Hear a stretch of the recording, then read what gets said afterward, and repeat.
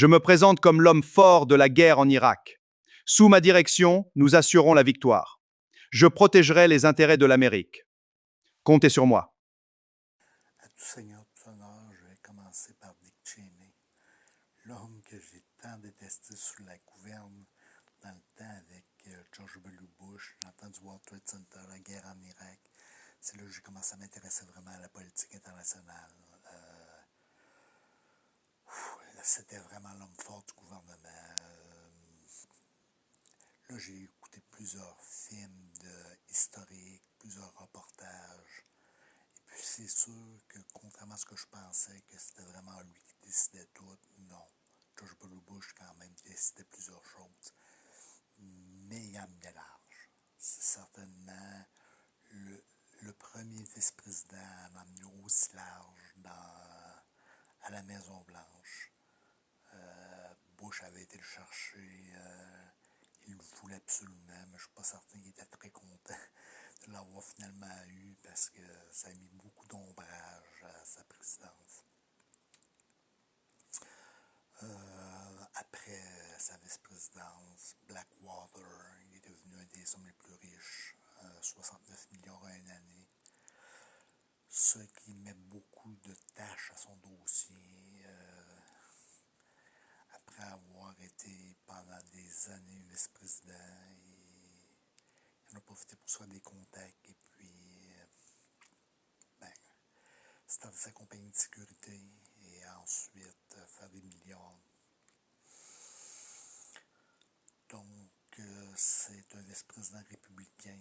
Comme vous savez, je préfère nettement les démocrates. Mais quand même, à tout honneur, je l'estime beaucoup plus que dans le temps. Donc, la parenthèse sur Dick Cheney est faite. Merci.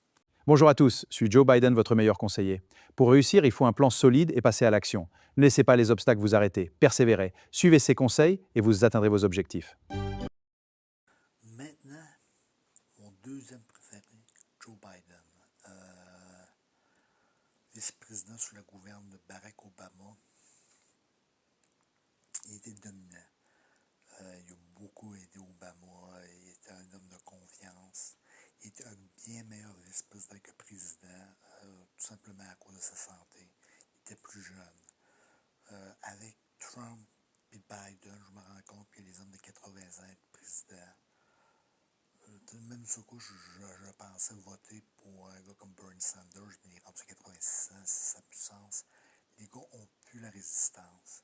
Mais comme vice-président, Joe Biden a été vraiment dominant. Il était de tous les combats avec la croissance qui se produit dans le pays, avec... c'est sûr qu'en ayant Barack Obama non plus, ça ne nuit pas. Il était, selon moi, avec John F. Kennedy, le plus grand président que j'ai pu connaître. Là. Je ne connais pas toutes les Washington, Jefferson, tout ça. Mais disons de l'époque moderne, à partir des années 60, Kennedy dans une classe à part, Obama en deuxième, Clinton en troisième. Il n'y a pas grand républicain. Merci. We are here to ensure justice for all. With these tools, we will build a stronger future. Together, we can uphold the principles of our nation. Maintenant, première position en tant que vice-présidente, celle que j'ai le plus préférée de tous les temps, Kamala Harris. Kamala, j'ai commencé à la suivre quand elle était encore procureure de la couronne. Elle était quatrième dans la course pour devenir présidente. Et puis, finalement, ça n'a pas marché. Biden a passé.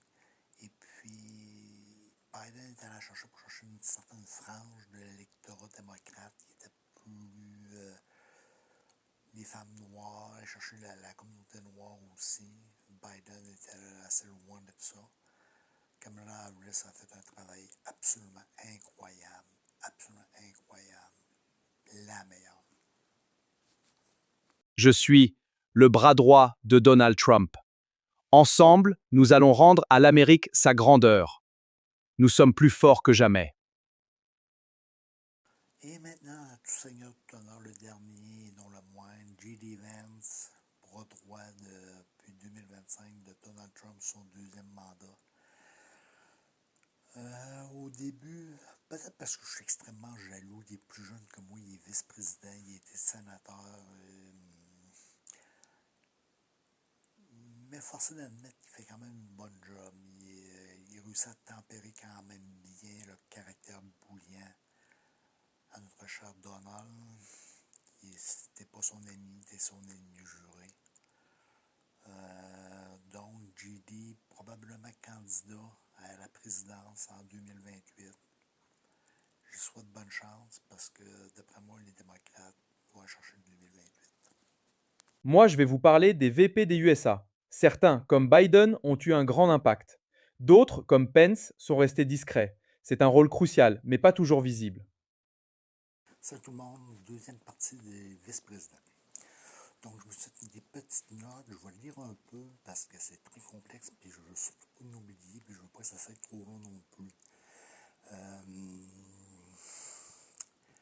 La première partie, c'était vraiment sur les 4 derniers vice-présidents qui ont redéfini la fonction de vice-président. Car au début des vice-présidents, c'était une fonction qui était vraiment banale. Mais maintenant, c'est rendu vraiment... c'est la deuxième plus haute fonction, pas du législatif, mais de l'exécutif du gouvernement américain. Il est la deuxième personne la plus puissante au monde.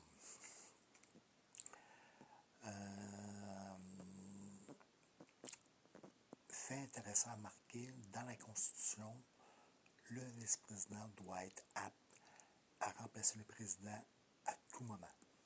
Sans discussion, s'il y a une inaptitude pour le président, le vice-président est automatiquement nommé. Donc, il n'y a pas d'élection, il n'y a pas de comité. Par définition, il reçoit toutes les mêmes informations à tous les jours. Il y a les mêmes briefings que le président pour être toujours prêt.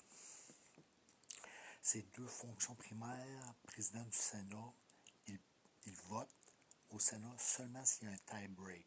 Donc, comme présentement, les républicains et les démocrates sont relativement proches, sur certains dossiers, peut-être que J.D. Vance va être appelé à voter. Donc, c'est rare qu'il vote, mais quand il vote, c'est très important.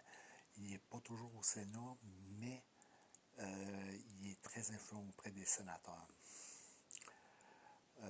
Sa deuxième plus grosse fonction, c'est le conseil numéro 1 du président, de tous les combats.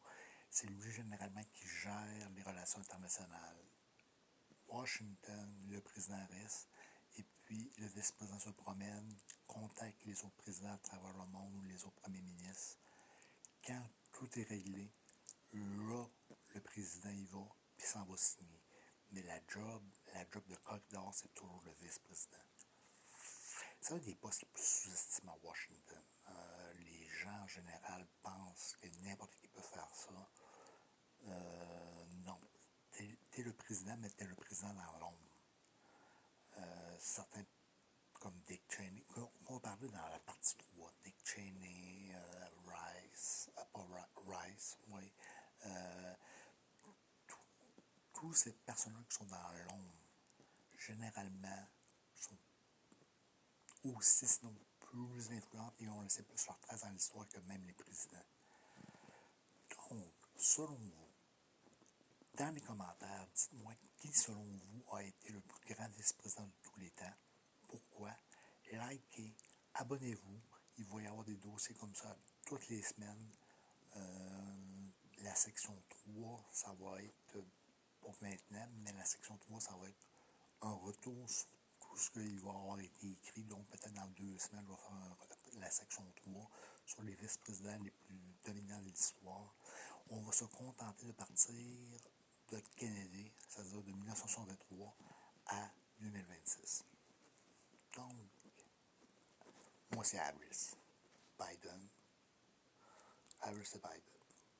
Donc, si vous n'êtes pas d'accord, ostinez-moi.